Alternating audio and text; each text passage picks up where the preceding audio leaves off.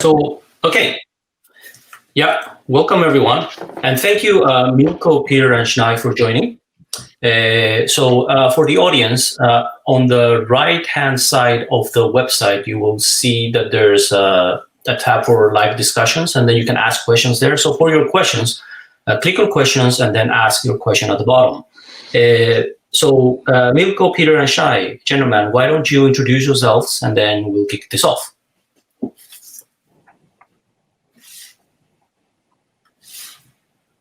Do you want to start, Milko? Okay, with pleasure. Okay, my name is Milko Hascha. I'm 53 years old, married, and I have two lovely kids. I worked all my professional life in the financial industry, 10 years in the Generali Group. And since 2002, I'm working for the Crédit Agricole Group, one of the leading banks in Europe, as you all know, guys. From 2011 to 2019, I had the opportunity to work abroad in France and in Italy. This means in Paris and Milan. In France, I piloted the digital transformation process of Crédit Agricole Consumer Finance Group. And this process we already started in 2014, so a long time ago. In 2015, I joined our retail bank in Italy, Crédit Agricole Italia, as Chief Digital Officer. So I had the opportunity to work in two Latin countries with completely different cultures, also in terms of digital mindset. 14 months ago, I returned to our consumer finance bank in Germany, Credit Plus, and here I'm currently pushing new digital technologies and the change process. Cool. Schnei? Hi, everyone. My name's Schnei Chauhan. Working for the NatWest Group as a senior product manager. So currently managing Cora, which is the UK's first chatbot out of any large bank within the UK. So currently managing that, and then also another key kind of successes would be around led the team with NatWest to increase the mobile adoption to become the #1 out of any UK bank to have the most customers on there using their app, essentially, so helping with the growth of mobile adoption there. Outside of work, I'm very involved in charity, so I'm a trustee for a charity that helps disadvantaged young people get back into employment and education, and helped set that charity up some years ago, and I sit on the board of trustees with that charity as well. Cool, thank you. And Peter?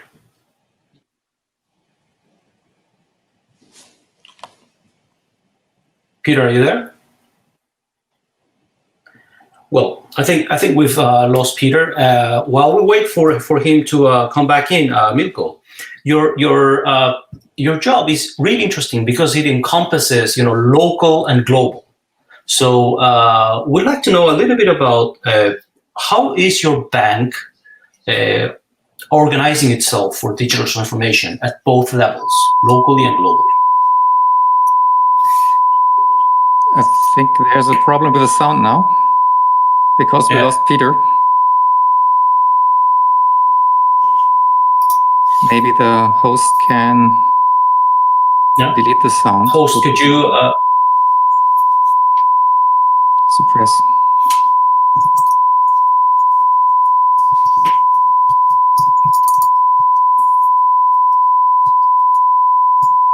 Sorry for this, but I propose to wait, before I answer to your question, Etienne. Yes, absolutely. I'm just writing the host, see if they can remove that feed. Producer, could you please remove the feed, the Peter's feed? Normally, can you hear me? Okay, now you're back. Now back. Excellent. Thank you. I'm sorry for that. Maybe you can introduce yourself, Peter. Yeah, of course. So I started my career at which I transferred to KBC, which is a banking and insurance group, mainly operating in Belgium and also Czech Republic and some other countries in Europe. I was part of the integration team, which is merging two subsidiaries in Bulgaria, after which I joined a transformation organizational unit at the headquarters, mainly focusing on efficiencies. by transforming the bank digitally or not, and look for and in search of efficiencies. Cool, excellent. So going back to the conversation, Milko, I'll ask the question again so that everybody's back on speed. So you have a very interesting job. It encompasses both the local and the global level in your organization. So the question would be, how is your organization preparing or planning for digital transformation? So yeah, let's speak a little bit how we organize the digital transformation in Crédit Agricole Group. First of all, for me, digital transformation or the process for me is not an evolution, it's a revolution. So this means digital transformation is an opportunity for customer-oriented banking with a simple user experience. I think that's key. But it will also be the first time after the Industrial Revolution that white-collar worker will lose their jobs, that's for sure. People have to adapt rapidly to new technologies and the changing environment, and not all of them will have this capacity for a change. Why it is like that? In former times, we had classical project organizations. Today, it's completely different. We have agile organizations. We are doing sprints and Scrum, a completely different methodology. So it's clear that a lot of people are able for this change, but unfortunately, not all. But to come back to your question, Etienne, what we are doing in Crédit Agricole. First of all, we started this process in Crédit Agricole Consumer Finance in 2014 already. The starting point at the time, and I piloted our project Paris side, our top management. So we organized for them exchanges with fintechs, with Google, Facebook, but also with peers and other industries. And this was very, very fruitful. I remember well, for example, an exchange with an Australian bank. By the way, it was very early in the morning. We discussed their change process and the technical impacts. In my eyes, it's essential to engage the top management inside the process and to make them the first ambassadors for the change. Otherwise, it will not work. 90% of the change is human and only 10% have a technical impact. So digital transformation is a cultural process inside a company. And I think all of us know that for such a cultural change, you need not only some months, you will need some years. Second important step, what we did in Crédit Agricole, we launched our Le Village concept. I don't know if you heard about it. So Le Village, we started also in 2014 from a group perspective. And here we are an incubator for startups, first in France and today abroad. Here we are working together with startups from completely different industries. For example, from the food or fashion industry, you know, Paris and Milan. So fashion is also important for us, but also from the financial world. Furthermore, we have inside Le Village also cooperations with traditional tech partners such as Adobe, IBM, or Microsoft. So we created an ecosystem for the fintech industry, for their future development, and that's, I think, important for them. Today, we have all around the world, and especially in France, 37 Le Village, but also in Italy and Luxembourg, we are now present. So overall, we are working together with 1,000 startups and around 600 different partners. So in a nutshell, the starting point for a digital transformation process is clearly the top management in my eyes. They should be the driver for the change. On the other side, the fintech industry is not a foe for us. Sure not. We can learn a lot from them. So cooperations or also participations are valid options in my eyes for the future. Very cool. And Peter and Shai, what do you feel is relevant from what Milko's experience are in your organizations? Yeah, absolutely. So Milko is obviously a broad kind of scope in terms of the global experience. I think the bank we're working at, NatWest, is a local UK bank really.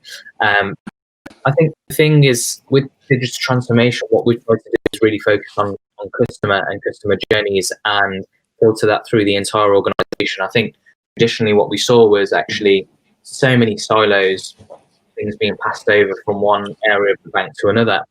And what we've tried to do is create customer journeys, someone accountable for that end-to-end customer experience, and then ultimately using the agile processes, working with these different teams that would typically be siloed in conjunction within a squad to then help create the best customer experience. So I think that's probably been the biggest shift that we've seen. I don't know, a lot of organizations have taken on this approach as well, but it's really changing it from, product-led to, or kind of proposition-led to more customer-focused and giving them an experience in that regard. Cool. And then, and Peter, so digital transformation is underway. We've heard some experiences from our colleagues here, but in your view, is it something that is a luxury? It's a nice to have. It's an appendage to the business, or is it something that is not a luxury? It is a precondition for survival in the business. Well, I would definitely say it's a necessity. How I see it is that banks are getting squeezed from three different places, and you have two on the income side. So you have your economical environment, the low interest rates, which are really putting a pressure on banks. Additionally, you have competition, which is also creating pressure on the income side. And third, just as Milko said, we have the customer wants better experiences, and when they're buying services from us, and they want an experience that's instant. They want something that's zero hassle. They want some simple products and services. And indeed, those experiences are not made by our fellow peers, but they are set by Facebook and Google. So, but of course, if you want to have those good interactions with the client, it's not only your front-end systems that need to operate well. It's not only the website or the app that needs to meet that certain standards. It's also the back-end offices, the back systems that need to operate efficiency. If you want to offer a seamless and instant product, it's not just a nice app that you need to create. It's an entire end-to-end value stream, just as Schnei was saying. Transformation is it's essential to meet the needs for our clients, but it's also, in my view, essential to keep our costs under control, because transformation will also provide some cost reduction advantages. Mm-hmm. And so, if digital is a necessity, and now we see that there's a lot of things out of our control. We see that a lot of things Google. There's another thing that is out of the control, and that is pandemics, and that's, I think, the number one item in most people's agenda. So what are the implications and or the opportunities for digital transformation given the current COVID-19 pandemic?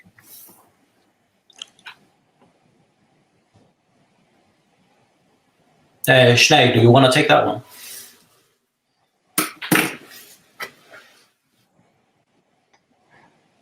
You're in mute, Schnei. Are you? Apologies.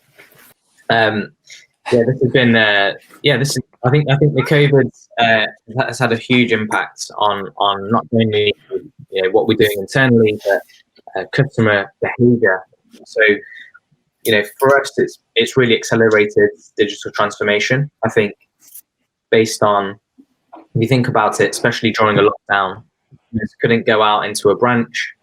Our telephone lines were really busy. People within the telephony centres weren't able to kind of get into the telephony centres to operate and help customers.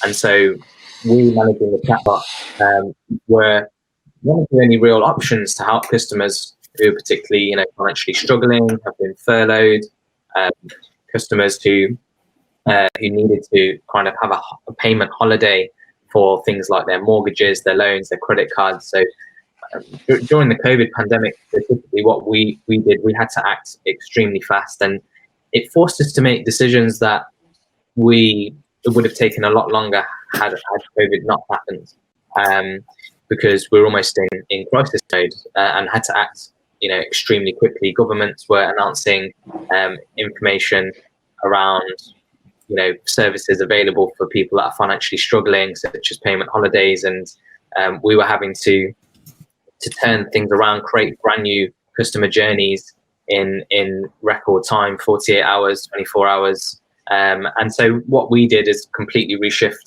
how we do things. We used to do kind of bi-weekly releases. We moved that to twice a week and weekly during that COVID period. We were able to collaborate with various different parts of the organization at lightning speed due to the way that we're set up from an agile perspective. And what we saw is actually customer behavior change. So what we used to see is, when a customer needs help and support, what percentage of those customers would come to a chatbot first? We saw that was 7% in our case, right? 7% of customers would come to a chatbot first when they needed help and support, compared to going to a brand, compared to calling us up, compared to talking to web chat. That grew up to 29% when we were in the peak of lockdown. So that more than 4 times in a very short period of time. And we saw our conversations we were having, on average about 100,000. That went up to 300, 400,000 per week, based on the fact that these other channels weren't accessible. And then that's now actually what we've seen is since lockdown, that's kind of flattened. So it's now at around 14%, which is double where it was prior to COVID, right? So there's been some, even though that our branches are now open, our telephony centres aren't as busy. Customers have used that experience, seem to really like it and found it very convenient for them. Perhaps would not have done that in the past because they're very heavy on, branch and telephony usage and very used to this habit of calling us up. And so that's been a big shift for us. So I think it's been it's really reshaped or operated. I know there's been this kind of joke around, who led the digital transformation in your bank? Was it the chief digital officer or was it COVID, basically? And I think COVID has had a huge part to play in that. I think that's indeed right. COVID has taught us one thing, that we're able to do a lot more remotely than we thought previously, and the client is willing to accept that. And I think that's also what we're seeing in throughout Europe. I think some banks are speeding up the closure of branches. That's something what we've seen in some competitors and some peers that we've talked to. Additionally, talking to those peers, what was interesting to me is as COVID has a huge impact on the income side, there is, as far as I know, to the peer that I've been talking to, there's not one bank out there who is actually cutting on their transformation efforts. They're not cutting costs on that.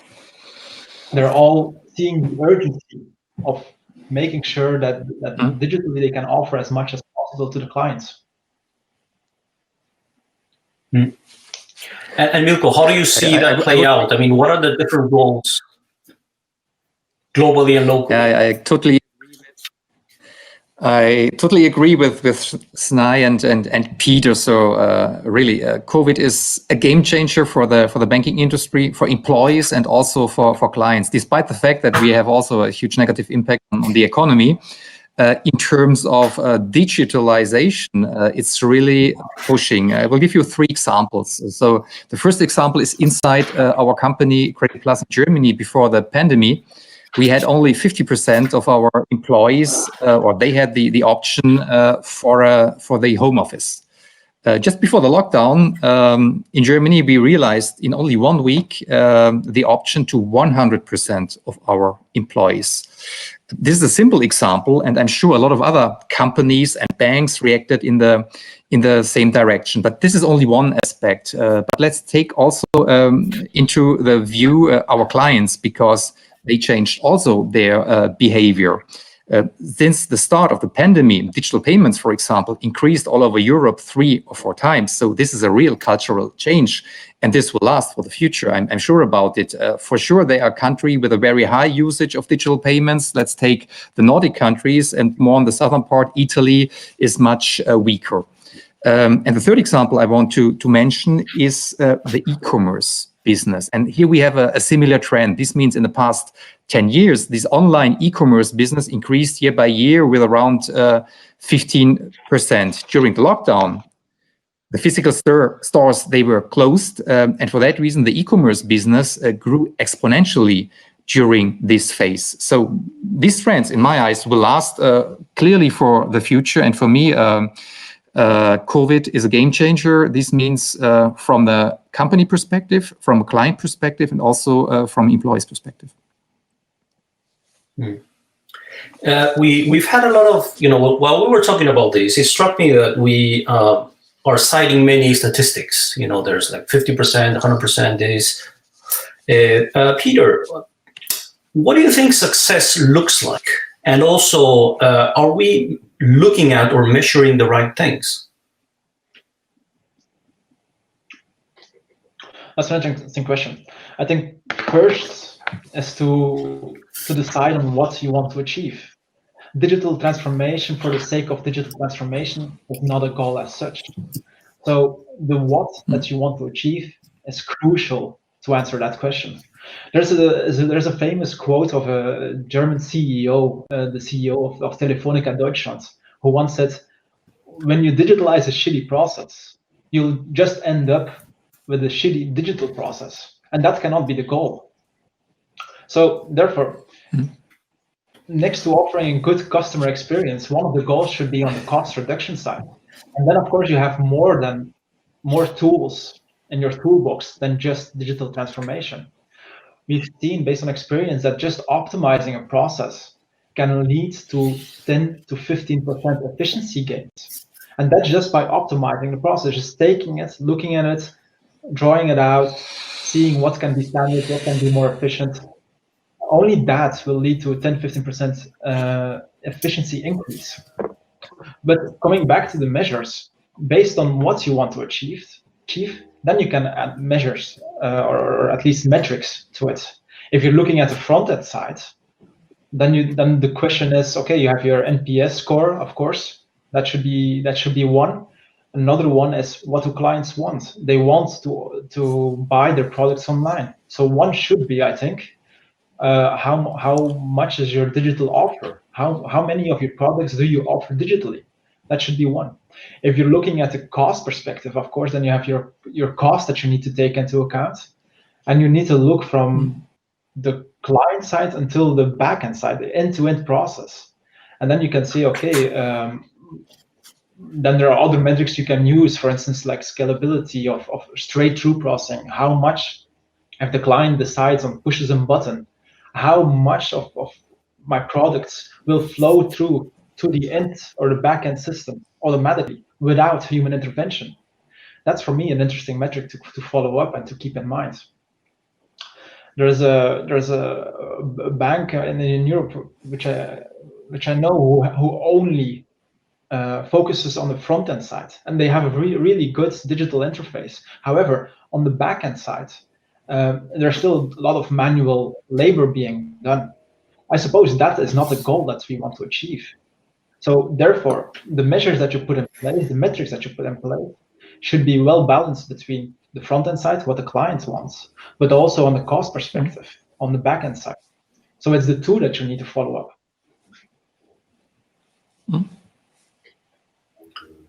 Right. Yeah, I would agree. I think, there's definitely the customer experience, and there's no silver bullet on customer experience, right? It's a mixture of a variety of different metrics that you then try and piece together, join the dots to then try and tell a story on how the customer is, what is that customer experience and what do they think of it?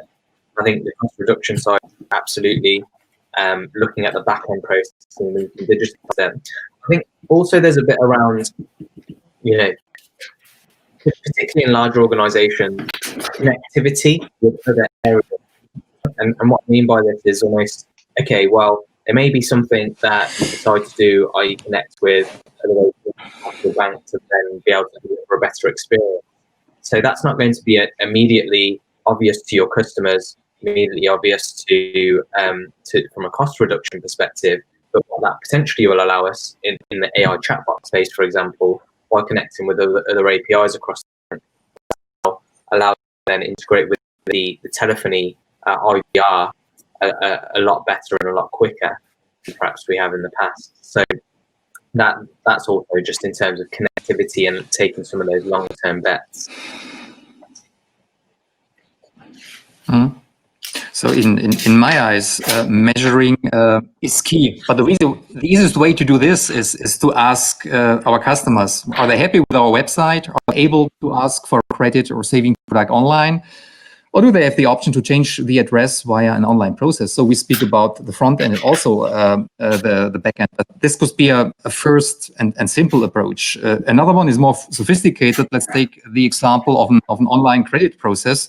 How many information clients have to fill in during the online process? Are they 18 or more, 30 or 26, like in number 26? And we all know this famous German startup company. And this is a huge difference in terms of a perfect customer journey. And for sure, the results with a smooth process are much better. At the end, you should measure how many clients ask for a product and how many bought it finally. I think this is the realization quota you have to measure.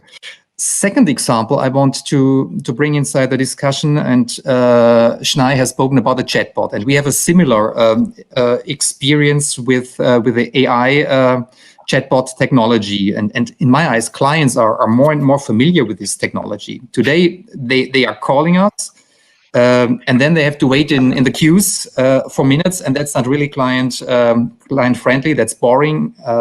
Exactly. Why not using a bot to change the address or even your bank account? That's easy and simple and an added value for your clients.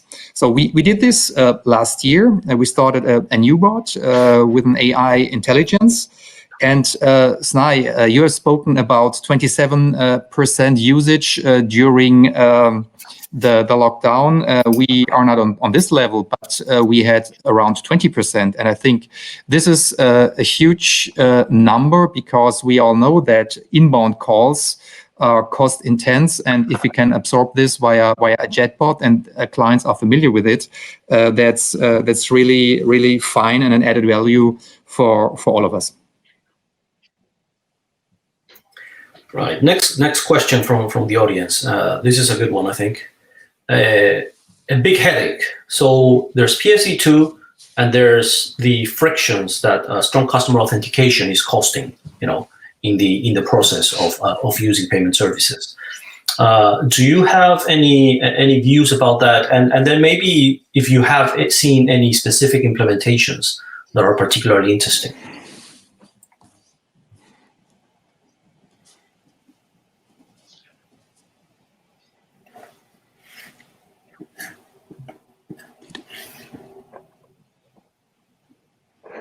Schnei, do you want to take this? Take the question?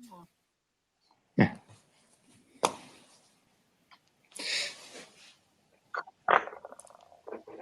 Yeah. I mean, I can't too much on. In terms of secure customer authentication, for me, it's about the seamlessness, right? So, for example, it's more around being able to use multi-channel to be able to and the connectivity, again, back to connectivity in terms of those different channels, knowing the customer. So, for example, maybe on a website doing an online purchase, for example, multi-factor authentication come in, and they can authenticate that particular transaction on their mobile app, which would be a lot more seamless if they have things like Face ID set up, and then can easily log into their mobile app to be able to authorize transactions. Now, in the past, or perhaps if those two different areas aren't connected, then that will become a much harder experience, much more difficult experience. I think it's really around, again, the restrictions are there to help make them more secure and help reduce things like fraud losses, which are there ultimately to help the customers as well.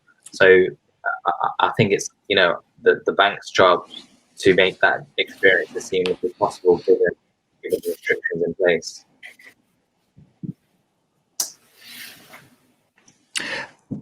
I think 2 years ago there was a huge buzz in the press. Everybody has spoken about the PSD2. I think it was a huge fear. For me, it was a little bit, overdone. I think it's a question of data management. Let's look today in the retail banking. The banks, they have all the information of how many money or euros clients spend for insurances, for fuel, etc. But they are not able to manage all these data. So at the beginning of the realization of the PSD2, everybody thought now the fintech will take a huge part of the business. But in reality, it's not like this. There are some specialists. They are doing a kind of aggregation of the accounts.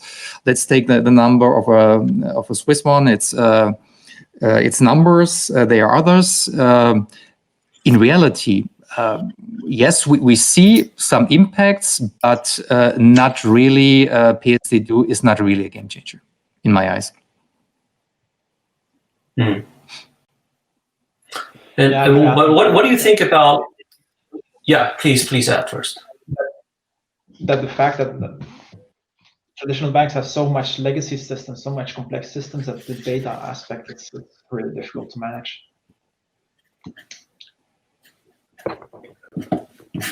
Right. So I come from a technology background rather than a banking background, and to me, I mean, there's strong customer authentication, and there's like that's a pain in the neck.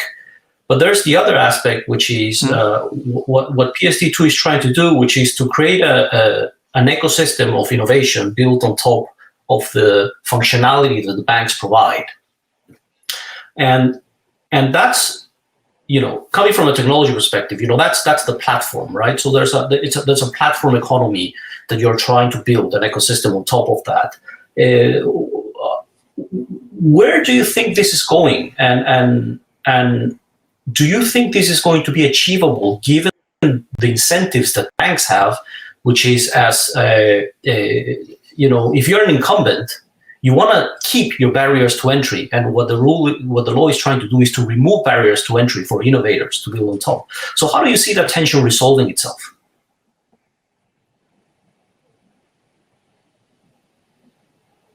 I think it's a good question. I think I agree. I think the regulation to accelerate innovation is great, right? So I think absolutely all for it, and I do think in some regards it has opened some doors. I would agree with Milko that there was definitely a massive buzz around it a couple of years ago, but it perhaps didn't take off the way that people anticipated. But I do think that there's perhaps some use cases that haven't quite been found or discovered yet, which will have a lot of potential to impact that. I think also, the thing to know is, well, a lot of banks, their main business model is around mortgages, and I don't think we've seen any significant transformation in the mortgage space to be able to really threaten banks, and that's not just the banks; it's the entire mortgage process, linking in with solicitors and everything else, and lawyers. So that I think is one area which has a lot of potential. And then I think Milko referenced it earlier as well around partnerships. I think as a result of this regulation, incumbent banks are a lot more open to and are out there seeking partnerships with smaller fintechs to be able to leverage some of the innovations in this space.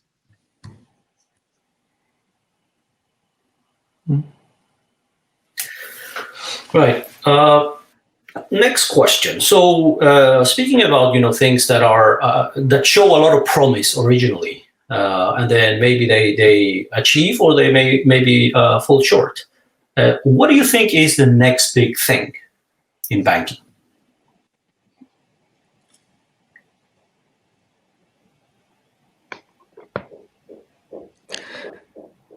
Okay, I take the question. On the one hand side, there are a lot of interesting tech trends visible. For sure, the consultants they are dealing with, they are informing us. That's for sure. On the other side, there are so many exaggerations inside the market. And let's take the example of the blockchain technology. I know today there will also be a presentation about it. In terms of security, for sure, an interesting approach. But what is the blockchain of the future? Will we have one blockchain or 500 or 1,000? For me, the technology is interesting in terms of security aspects, but not yet major. I believe more, and I think this is more also the business of Shanghai, in AI and voice recognition. Maybe you know Sophia, the first citizen robot, almost human. Look on YouTube, some videos, and you understand what I mean. So for me, for the financial industry, I see with AI a lot of different options in the area of data management for the sales process, but also on the back office side, as we have discussed before, with a chatbot technology. Yeah, I completely agree on that one. Like, for instance, blockchain for me, that was a hype, what, 2-3 years ago, or maybe 4 years ago even already. However, what have we seen today that's actually, which use cases have we seen today that's really mind-blowing? I think, for instance, for KBC, we have some use cases definitely where we work together with other banks to facilitate the trade finance area. However, for me, the hype was much bigger than what we currently see in use cases. And I completely agree with Milko that artificial intelligence, that's the way to go. I think our organizations, our financial institutions will be more data-driven. You can use AI not only on the customer side, but also risk management, asset management. You can use it everywhere. The only downside there, and I think that's why it's not going as fast as we expect maybe, is due to the complex legacy systems that it's quite difficult to obtain the right set of structured data, to use that, and to really capture the power of artificial intelligence. And I think indeed towards the customer, the voice controls and voice robots, that's an interesting evolution. I'm still curious to see how it will evolve. I know at KBC we're also putting a lot of effort into that. I'm still curious to see how it will evolve in the future. Yeah, I'll build on to that. I think absolutely. I think AI has potential. I think we have definitely started that journey, but there is still an evolution to go through. I think the way that we see this is, okay, well, currently we're a chatbot. We have about 7 million conversations a year. But how do we tap into some of those areas which have, our telephony centers around 30 million calls, right? So being able to integrate into that space is massive and use to do that. But I think behind that, it's all about, with a large organization, having one single brain that then helps with all of the data and understanding every single aspect for the customer, right? So I think that is a definitely a huge piece which links both the customer experience and the data aspect. And then I think there's around, extensions, right? So people generally have low apathy for banking. It's similar to kind of exercise. People don't really enjoy it too much, but things like a Fitbit make that very easy and gamify it to some extent for customers. For us, to extend out into things like WhatsApp, Messenger, Google Voice, Alexa, these things whereby it makes it much easier and much more seamless within people's everyday lives. That's where I think we can really have some more impact. So for me, I think that's the next big thing. Right. So let's dig into one of the next big things, AI. And specifically, I think there's a lot of concern about AI being a black box. So how do we deal with this need for an explainable or more trustworthy AI going forward? And what are the things that are needed in the periphery of it for it to function?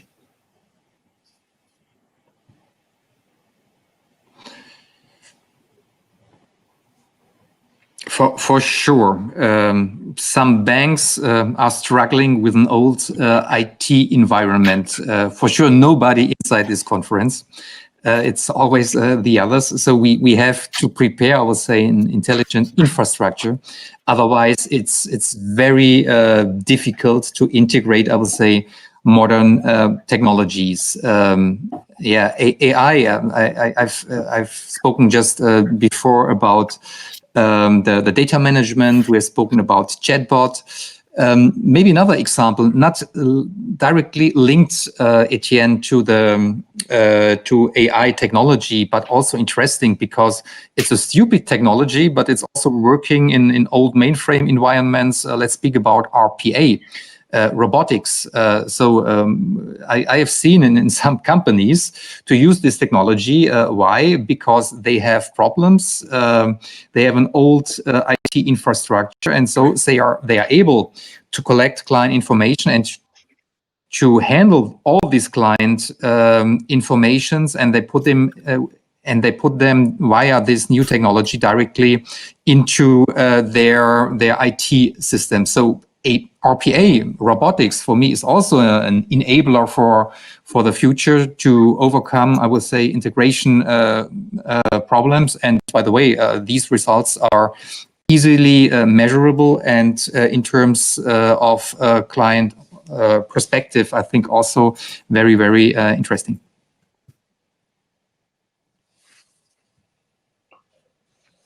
Yeah, I'd agree with Milko there. I think for me, it's around combining these different things together, right? So using AI and the NLU on the front end for the customer to be able to understand what they're asking via a chatbot or through voice, but then using things like RPA and digitizing the back end processes to be able to then help with the cost save element in the background and remove any processes. So that is exactly what we did with the COVID journey, for example. So when we put payment holidays live for mortgages, credit cards, we delivered a really great front end, i.e. really understanding the customer's intent, and then in the back end being able to digitize those processes. And so that then has a win-win from a customer experience perspective, but also helps with the cost save element in the background, which is almost invisible to the customer. So I think definitely it's kind of how do you bring these things together.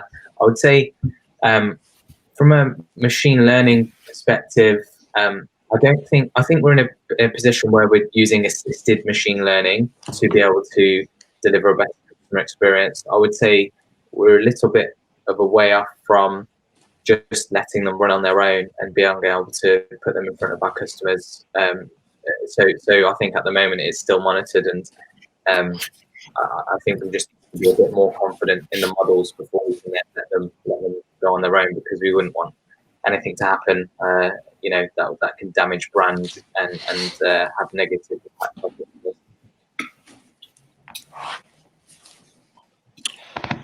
Yeah, I completely agree with Milko and Schneider.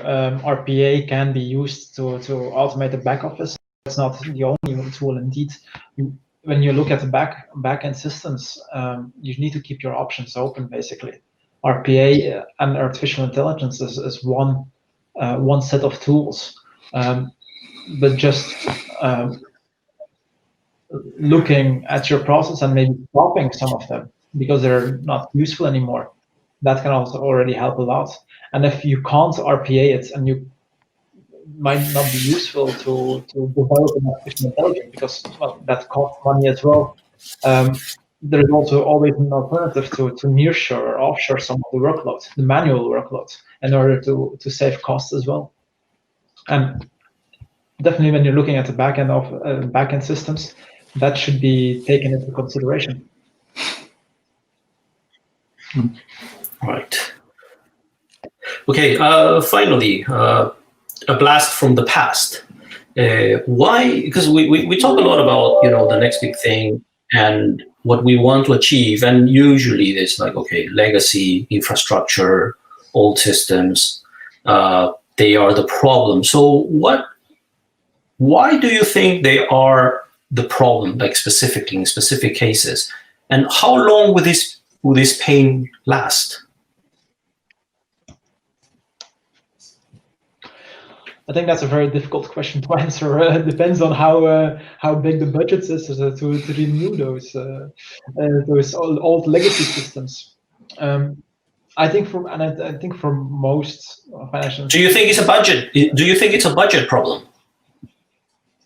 Not only, but it's definitely one of the reasons. I think there is a Nordics bank currently undergoing a sort of a change in their transformation or in the core banking system, and it's not cheap. So the budget is definitely one constraint. But then also, if you change your core banking system to a new platform, it brings up a whole other set of issues. Can you still offer the same amount of products, the same type of product? If you're going to buy a product, a new core banking system, for instance, and you're going to buy that from an external vendor, some products might not be the product that you want to offer to your clients might not be there from the moment. So you will have to build on an extra layer on top of that, or you will have to stop offering those products to the client. And that's not an easy choice to make. So to the question, why do we still have it? I think it's a complex one. Budget's definitely playing a role. Some client relationships as well. And to the future, how long it will last, that's depending on maybe the willingness or the possibilities to change in the future, and how we will be forced to change if we really are in a situation where we can't use, for instance, our legacy system anymore for those new artificial intelligence processes. Yeah, then maybe we'll have extra motivation to change the core system. I totally agree with Peter, Etienne. So with the old systems, depreciation is done. They are working, they are running, it's fine. So that's, I would say, the positive aspect. On the other side, to change a core banking system, this is a monster project, and everybody wants to avoid it. Not only in terms of cost, also in terms of investments, and this means also our project budgets today. They are overwhelmed, and for that reason, we don't have the capacity. But on the other side, there's not really a choice. I think in the future, we have to do the step. I did a core banking system change 12 years ago. It was a mess, by the way, so not so easy. We have now in the German market another bank who did it with a system of Switzerland. The budget was 3 or 5 or 10 times higher than foreseen, and it hasn't worked at the end of the day. So it was a very negative, or it had a very negative impact on the reputational side. So we have to do it in the future. We have to prepare it. We need the resources. We need the budget. But it's complex. It's the monster. Let's say it like that. A monster project. If you want to change that, you're good for 5 to 10 years. And like you said, absolutely, I think complex systems they work. Yeah, absolutely. I think this one is. Yeah, it requires real leadership to take these kind of brave decisions, right? Because, you imagine there's someone in that organization, they don't want to make necessarily, if things are working to some extent, and, they only plan to be there for a few years before they try and move somewhere else, then it kind of, do they want to take that brave decision? So I think there's some of that psychological perspective. And then also, having a team to do that, having the right technical team versus the team that's currently running, your day-to-day at the moment, are two different things as well. So yes, it's an interesting one. I think legacy systems, even with the new technologies that are coming in, there's still going to be some element of legacy that's being built on them. So I don't think they'll completely disappear, but I think we're a lot more aware of them when we start something now.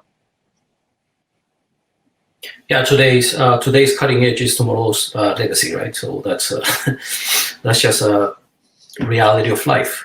Well, I think on that note, we will wrap this up so that everybody has a couple of minutes to do a leg stretcher and maybe serve themselves a new cup of coffee.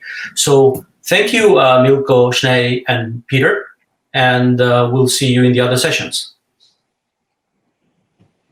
Thank you. It was a pleasure. Thank you, guys. Bye.